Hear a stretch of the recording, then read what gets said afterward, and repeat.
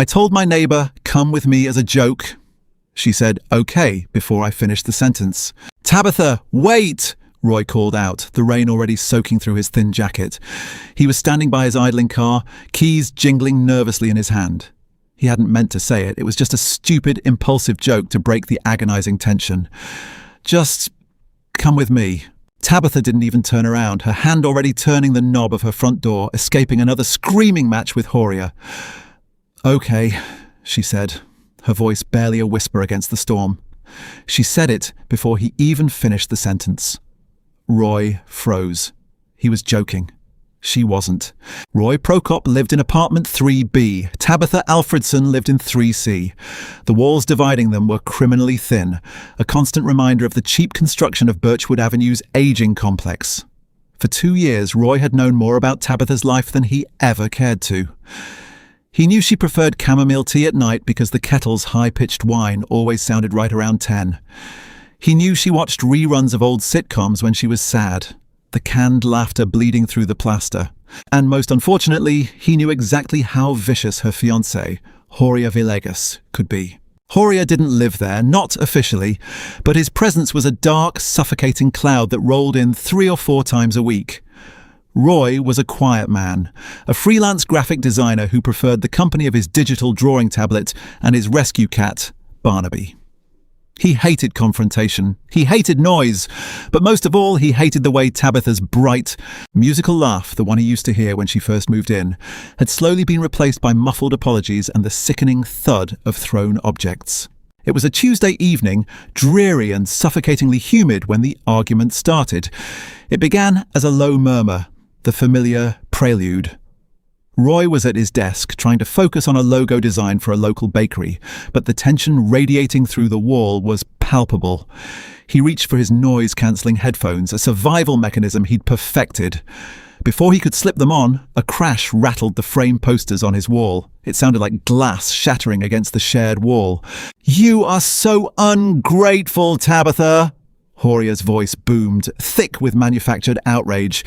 "I do everything for us, and you can't even manage one simple dinner with my parents without embarrassing me." Roy winced. He knew Horia's parents. They were as pretentious and demanding as their son. Tabitha's response was a soft, urgent pleading that Roy couldn't quite make out, but the tone was unmistakable. Fear. "Don't you walk away from me!" Horia bellowed. Roy stood up, his chair scraping loudly against the hardwood floor. He felt a sickening twist in his gut. He had a rule: don't get involved. Eloa Sivertson, the elderly busybody in 3A, had warned him when Tabitha moved in. "Trouble, that one's boy," Eloa had rasped, sweeping her porch with unnecessary vigour. "Keep your head down, Roy." He usually did, but tonight something snapped. Maybe it was the sheer exhaustion of bearing witness to a slow-motion tragedy, or maybe it was the sudden, terrifying silence that followed Horia's last shout. Roy walked to his front door, opened it, and stepped into the dimly lit hallway. He didn't have a plan. He just wanted to interrupt, to be a presence. He raised his hand to knock on 3C, his knuckles inches from the peeling white paint, when the door suddenly swung open. Tabitha stood there, trembling. She was wearing a faded, oversized sweater that swallowed her small frame. Her eyes, usually a vibrant hazel, were wide and rimmed with red. Behind her, Horia was pacing the living room like a caged animal. His face flushed dark red, a broken vase scattered across the cheap laminate flooring. "Tabitha!" Roy blurted out, startling her. He scrambled for an excuse. My internet is down. Did yours drop too?" It was a pathetic lie, and he knew it. Horia stopped pacing and glared at Roy. "What do you want, Prokop? Can't you see we're busy?" "Just checking on the router," Roy lied again, his heart hammering against his ribs. He looked directly at Tabitha, trying to convey a silent message. "Are you okay? Do you need me to call someone?" Tabitha swallowed hard, forcing a brittle, unconvincing smile. "It's fine, Roy. Mine is working." She moved to close the door, a clear dismissal, but Roy caught a glimpse of her hand gripping the edge of the door frame. Her knuckles were white. "Right," Roy said, stepping back slowly. "Well, let me know if you need anything." She closed the door. The click of the lock sounded impossibly loud in the empty hallway. Roy stood there for a long moment, feeling utterly useless. He went back into his apartment, the silence next door now heavier and more terrifying than the shouting. The next 3 days were agonizingly quiet. No shouting, no thrown objects, not even the comforting whistle of the tea kettle. Roy found himself pausing his music, pressing his ear against the cool plaster, holding his breath, listening for any sign of life. Nothing. It was as if Tabitha had vanished. He saw her on Friday afternoon. Roy was struggling with 3 bags of groceries and an umbrella that refused to close as he fumbled for his keys in the pouring rain.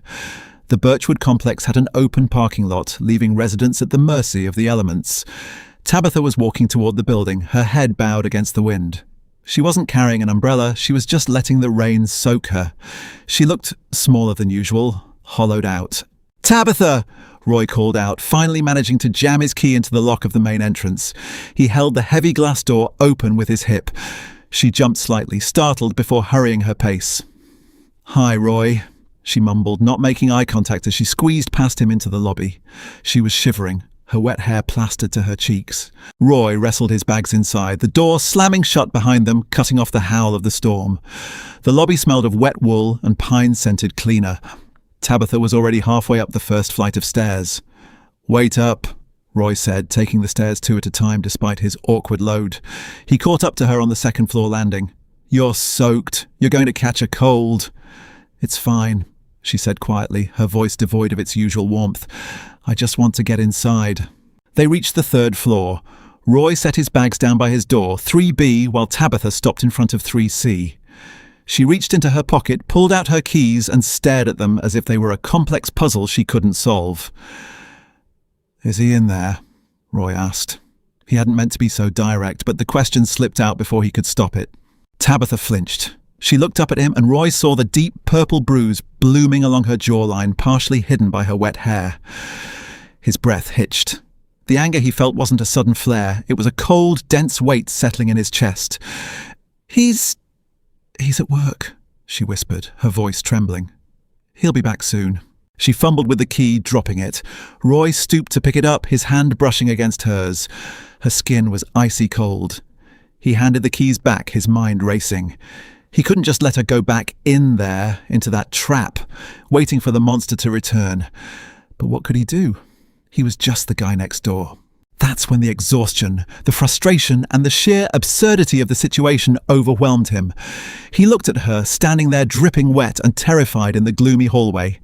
He had a sudden, wild urge to just drive away, to escape the suffocating atmosphere of Birchwood Avenue. And then the joke slipped out.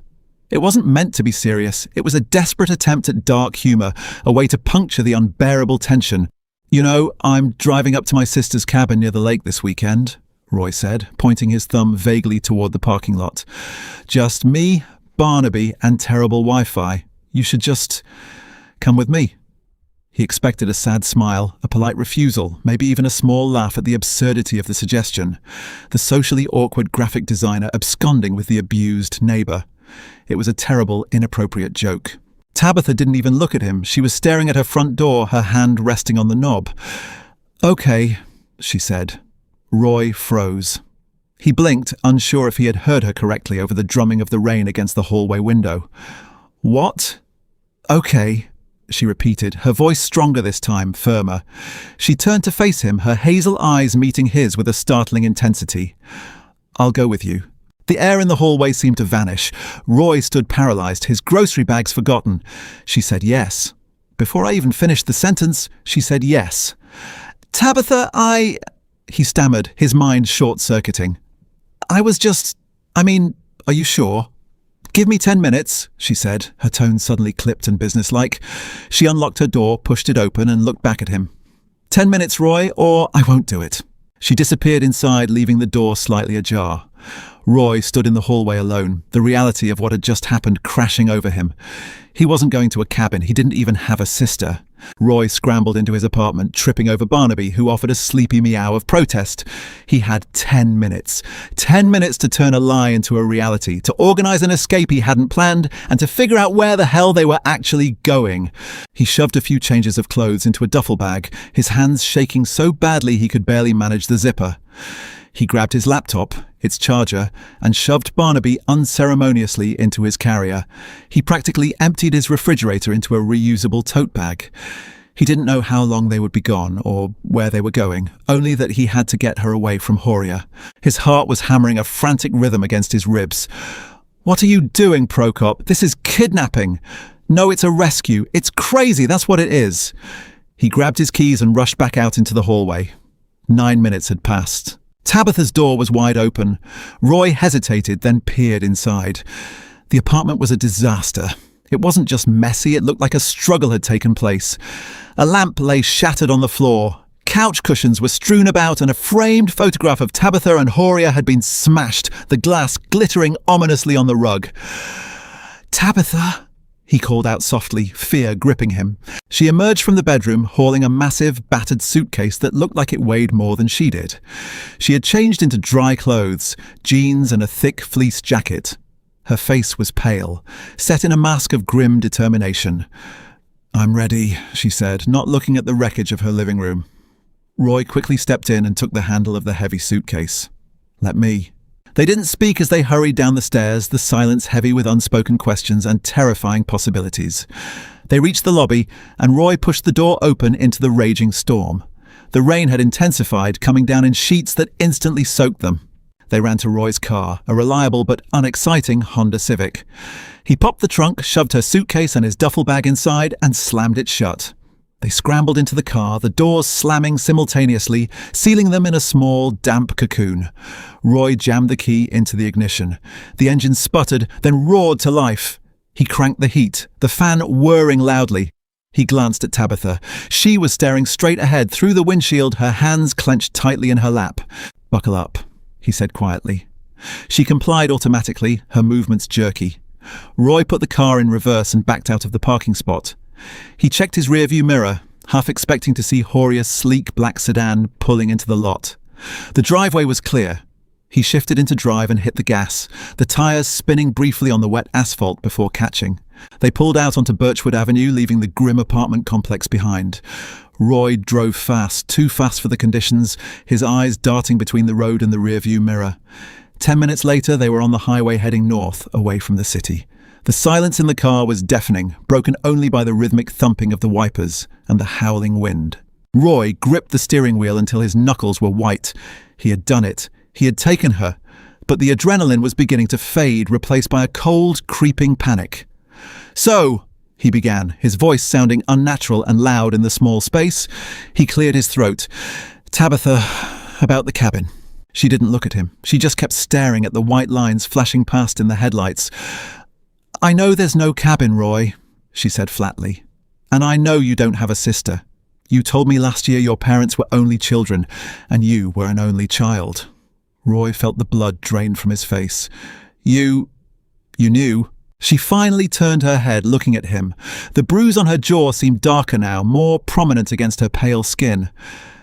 "I just needed a reason to walk out that door before he came back. You gave me one." She looked back out the window. "Drive, Roy. Just drive." He swallowed hard, his grip tightening on the wheel. He had offered an escape as a joke, and she had taken it as a lifeline. Now they were hurtling into the unknown, bound together by a lie and a desperate need to flee. He had no idea where they were going, but he knew one thing for certain. There was no going back.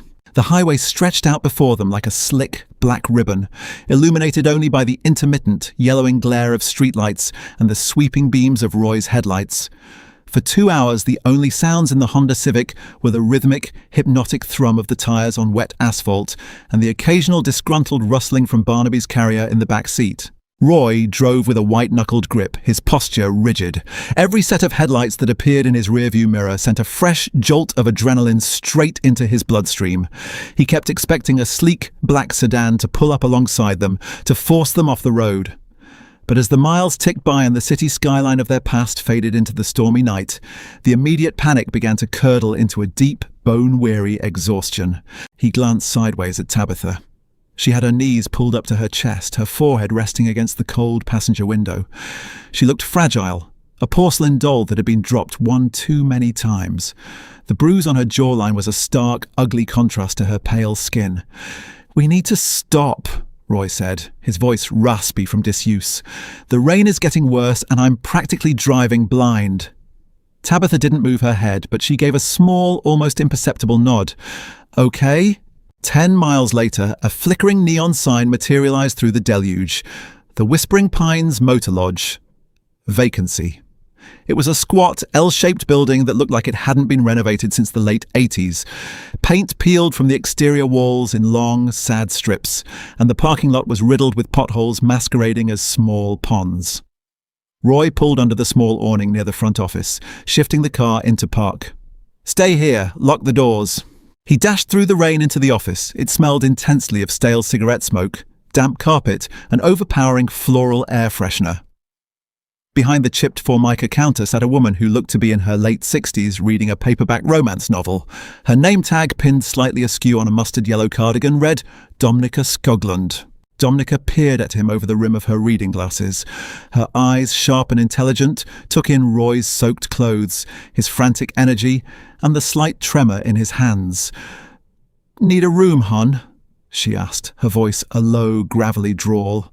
"Yes, please. Just for the night. Do you take cash?"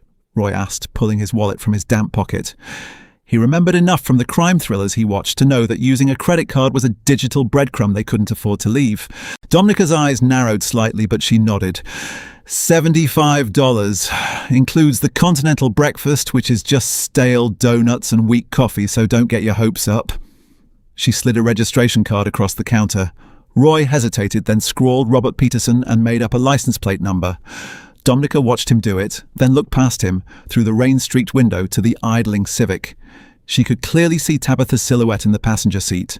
"Room 12, Dominica said, handing him a brass key attached to a bulky plastic diamond. "It's all the way at the back, quietest room we got. Nobody will bother you back there." Roy looked up, catching her eye. There was a profound, knowing sympathy in Dominica's gaze. She had seen people running before. "Thank you," he said softly. He hurried back to the car and drove around to the back of the building. Room 12 faced a thick, dark line of pine trees. They grabbed their bags, and Barnaby, and scrambled inside. The room was exactly what the outside promised. Faded floral bedspreads on 2 double beds, a tube television bolted to the dresser, and a distinct chill in the air. But as Roy locked the door and threw the deadbolt, it felt like a fortress. Tabitha set her massive suitcase on the floor and immediately wrapped her arms around herself, shivering violently. "I'll turn the heat up," Roy said, fiddling with the wall unit until it roared to life, blasting dusty, warm air into the room. He unlatched Barnaby's carrier, and the orange tabby cautiously stepped out, sniffing the perimeter of the strange new territory. "Thank you," Tabitha whispered, sinking onto the edge of the bed closest to the window. Before Roy could reply, a sound shattered the quiet. It was a sharp, upbeat pop song, Tabitha's ringtone. The sound was muffled, coming from inside her thick fleece jacket. Tabitha froze. All the colour drained from her face. She reached into her pocket with a trembling hand and pulled out her phone. The screen cast a harsh, bluish glow across her features. Roy didn't need to ask who it was. The sheer terror radiating from her was answer enough. The phone kept ringing, a cheerful, relentless assault on their fragile sanctuary. "Don't answer it," Roy said, taking a step toward her. His voice was steady, surprising him. "Tabitha, you don't have to answer it." She stared at the screen, paralysed. "He's home," she breathed, the words barely making it past her lips. "He saw the apartment. He saw I'm gone." The ringing stopped, leaving a heavy, suffocating silence in its wake. But 3 seconds later, it started again. "Turn it off," Roy urged gently. He sat on the edge of the other bed, maintaining a respectful distance, but keeping his eyes locked on hers. "If I turn it off, he'll know I'm ignoring him. He'll track it. He installed an app on here a year ago, said it was for my safety." Tears finally spilled over her lower lashes, tracking hot paths down her chilled cheeks. "Roy, you don't understand who you just messed with." "Then explain it to me," Roy said. He leaned forward, resting his elbows on his knees. "I'm already in this, Tabitha. We're in a motel in the middle of nowhere. Tell me what we're running from." Tabitha let the phone drop onto the mattress. It buzzed and danced against the cheap fabric, but she ignored it, wrapping her arms tighter around her torso. Horia isn't just angry, she began, her voice shaking. It's not just a bad temper. He works for his uncle, Mirta Schonland. They own half the real estate in the south end of the city, but that's just the clean money. Roy felt a cold spike of dread in his stomach. He had heard of Mirta Schonland. Everyone in the city had. He was a ruthless businessman with a reputation for destroying anyone who got in his way. He wasn't street-level crime. He was penthouses, expensive lawyers, and people who quietly disappeared. Horia uses Mirta's money to trap people, Tabitha continued, the words spilling out now that the dam was broken. He pays off debts. He buys affection. When we met, my mother was sick. The medical bills were drowning me. Horia stepped in, paid for everything, moved me into Birchwood. I thought he was a saviour. She let out a bitter, broken laugh. But saviours don't put a price tag on your soul.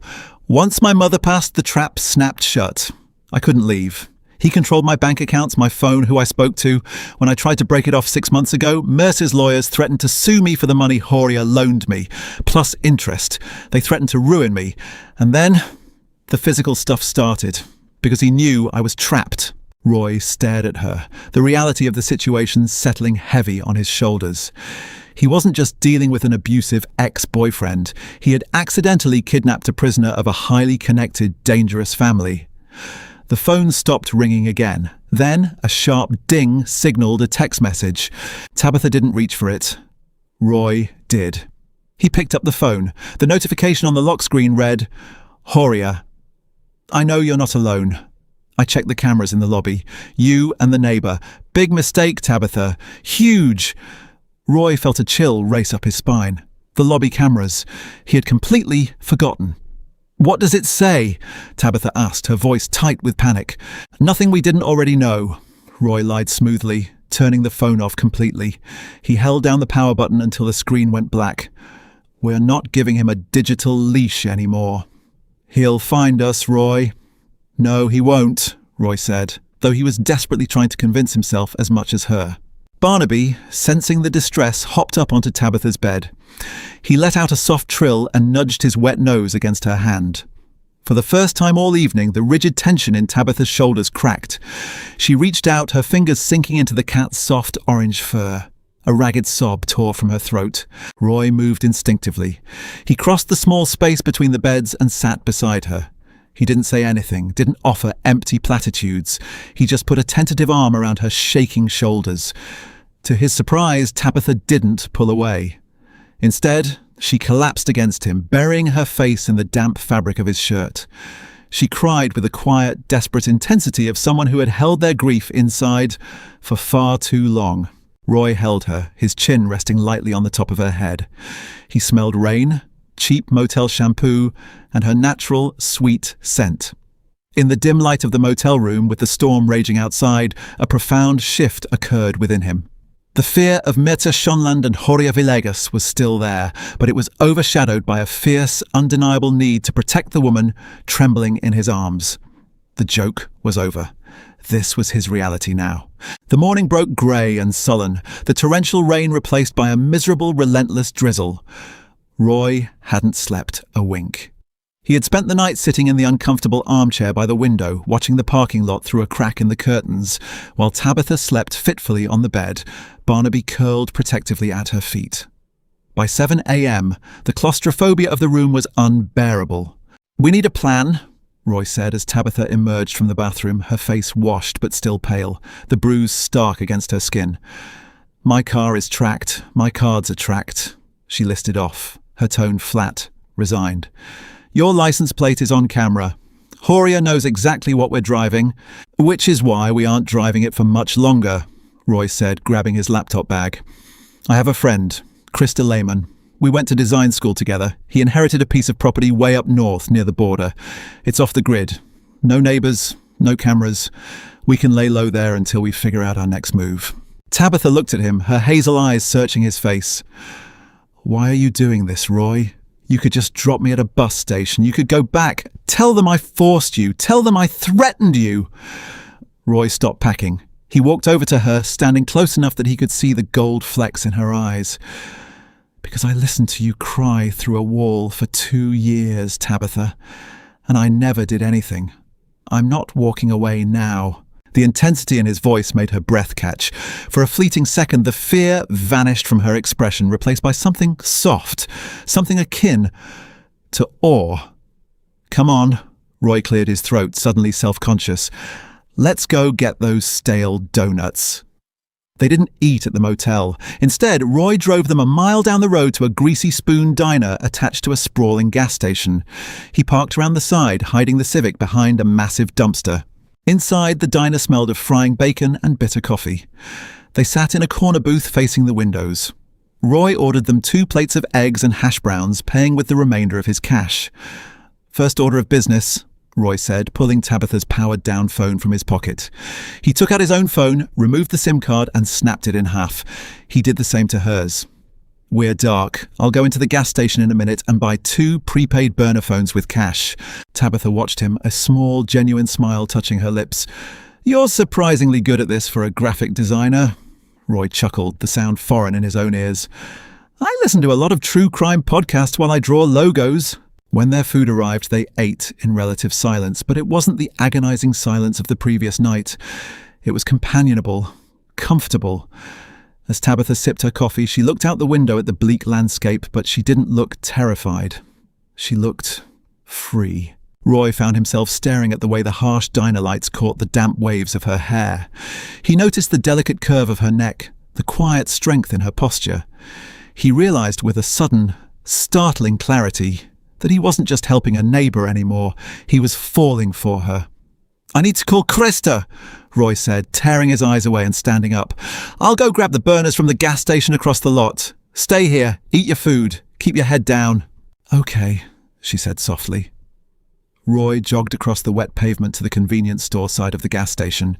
He bought 2 cheap flip phones, a handful of prepaid Minute cards and a map, paying the bored teenager at the counter with a crumpled $50 bill. He was walking back toward the diner, ripping the plastic packaging off one of the phones, when he happened to glance at the gas pumps. A sleek, black SUV had just pulled in. Roy froze behind a rack of windshield washer fluid. The driver's side door opened and a man stepped out. He was tall, built like a brick wall, wearing a sharply tailored suit that looked entirely out of place at a rural gas station. He had a shaved head and a jagged scar cutting through his left eyebrow. Roy didn't know the man's name, but he recognized the type. He recognized the aura of casual violence. Inside the diner, Tabitha happened to glance out the window. Roy saw her freeze. He watched as her hands flew to her mouth, her eyes widening in absolute horror. Roy's heart plummeted into his stomach.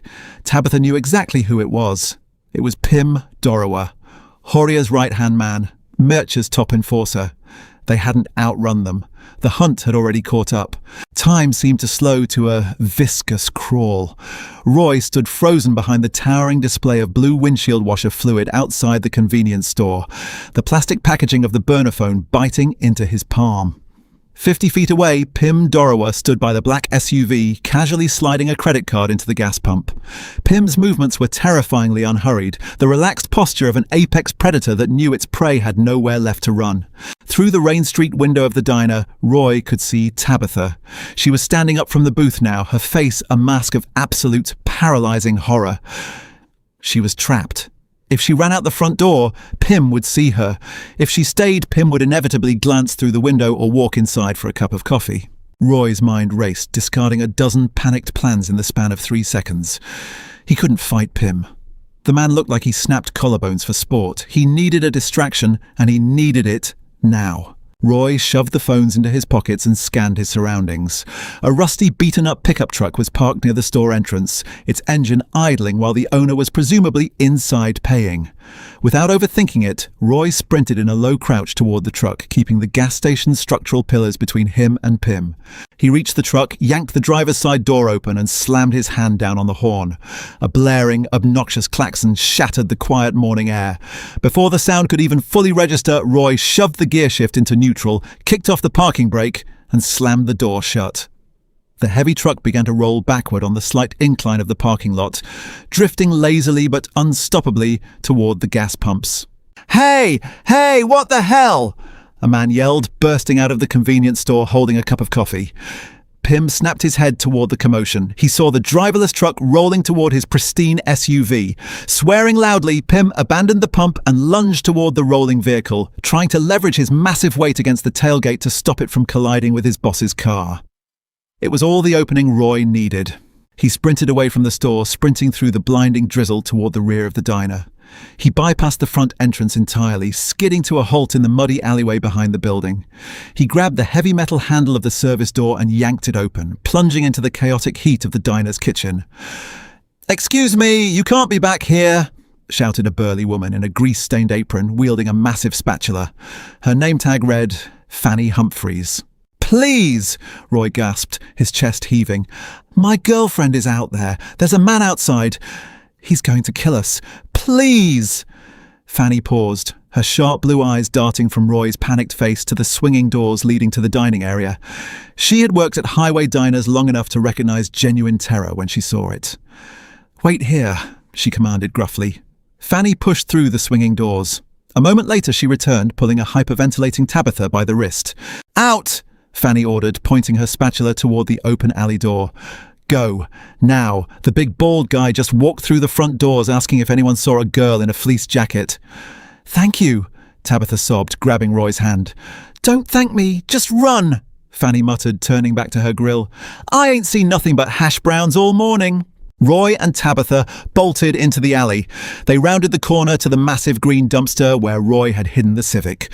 Roy fumbled his keys, unlocked the doors, and they practically threw themselves inside. Barnaby let out a startled meow from the back seat as Roy started the engine and threw the car into drive. He didn't turn on the headlights. He navigated the back edge of the parking lot, tires slipping in the mud, until they reached a secondary gravel exit that connected to a narrow county road. As he merged onto the asphalt and floored the accelerator, he glanced in the rearview mirror. Through the sheets of rain, he saw Pym Dorower burst out the front door of the diner. Pym looked left, then right, before his eyes locked onto the distant, fading silhouette of the Honda Civic. Roy swallowed the bile rising in his throat. They had escaped, but the hunt wasn't over. It had just escalated. For 4 agonizing hours, they drove north. The landscape shifted dramatically outside their windows, the flat, grey concrete of the city suburbs giving way to rolling hills, dense evergreen forests, and jagged rock formations. They crossed the county line, then the state line, pushing deeper into the remote wilderness near the Canadian border. Tabitha spent the first 2 hours silently weeping, her head resting on her knees. Roy drove in grim silence, checking his mirrors every 30 seconds, his heart leaping into his throat every time a dark vehicle appeared on the horizon. But slowly, as the miles stretched between them and the diner, the immediate panic began to ebb. He handed Tabitha one of the burner phones. "I've already transferred a few important numbers from my laptop. You have a clean slate. No tracking. No Horia." She took it with trembling hands, staring at the cheap plastic device as if it were a holy relic. "Thank you, Roy, for everything. You should have left me at that diner." "Don't say that," Roy replied sharply, his voice carrying a protective edge that surprised him. "I meant what I said. I'm not walking away." By early afternoon, the paved highway surrendered to a rutted, muddy logging road. Roy's Civic protested loudly as it navigated the treacherous terrain, bottoming out in deep puddles. Finally, after miles of navigating a green tunnel of towering pines, a clearing opened up, revealing a sturdy, sprawling A-frame cabin built of dark timber and riverstone. As they pulled up, the front door swung open. A tall man with a messy mop of blonde hair and a thick flannel shirt stepped onto the porch, carrying a hunting rifle loosely at his side. Beside him stood a woman with piercing green eyes and dark hair pulled into a messy braid. "Roy Prokop," the man called out, lowering the rifle with a broad, disbelieving smile. "I'll be damned. You actually came." "Krista," Roy breathed a sigh of absolute relief, shifting the car into park. "I'm so sorry to drop in like this." They hurried onto the covered porch. Krista pulled Roy into a bear hug, completely unfazed by his soaking wet clothes. "Don't be stupid. You're always welcome." He pulled back and looked at Tabitha, his eyes lingering for a fraction of a second on the fading bruise on her jaw. His smile softened into something deeply empathetic. "This is Tabitha," Roy said quietly. The woman next to Krista stepped forward, her expression warm and fiercely protective. "I'm Emmy Tessier. Come inside, Tabitha. Let's get you by the fire. You look half frozen. For the rest of the day, the cabin served as a genuine sanctuary. Emmy, it turned out, was a former trauma nurse who had moved off the grid with Krista for a quieter life.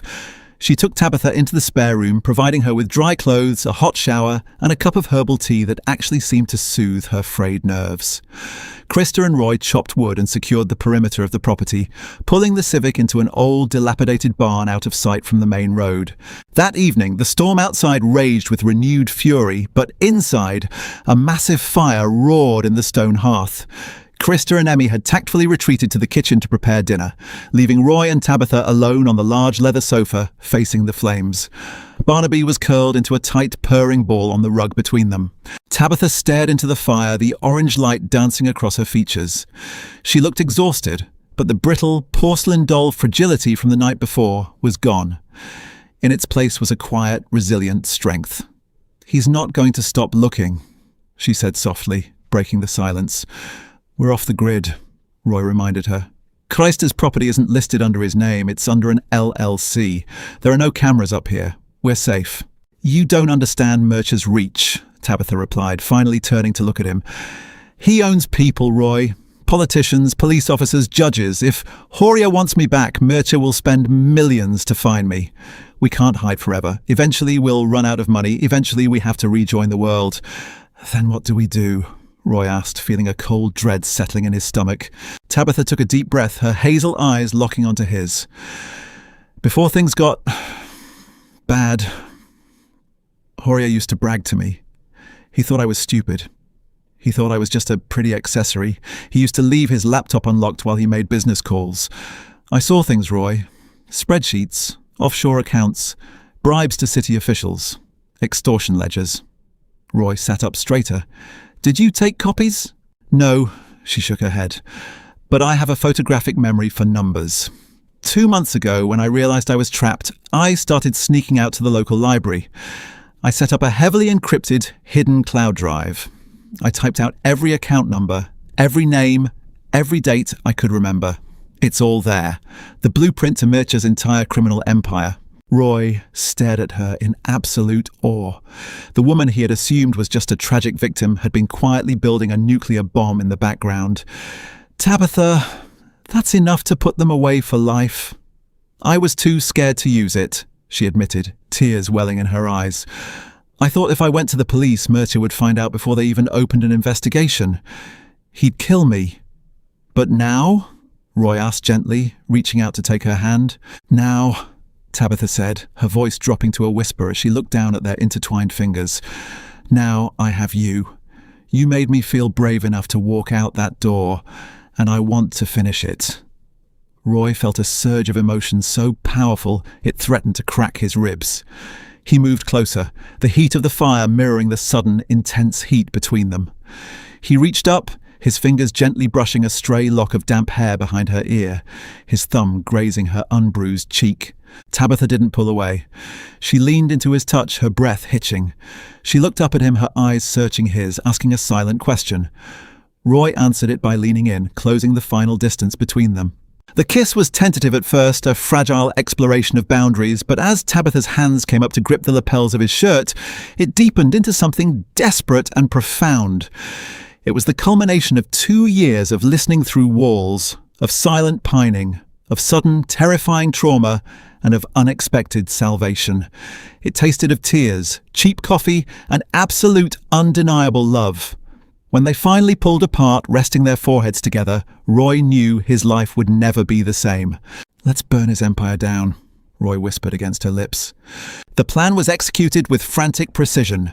Using Roy's laptop and Krista's encrypted satellite internet connection, Tabitha logged into her hidden cloud drive. She downloaded the files, organized them into a massive, undeniable dossier of corruption, and attached them to an email.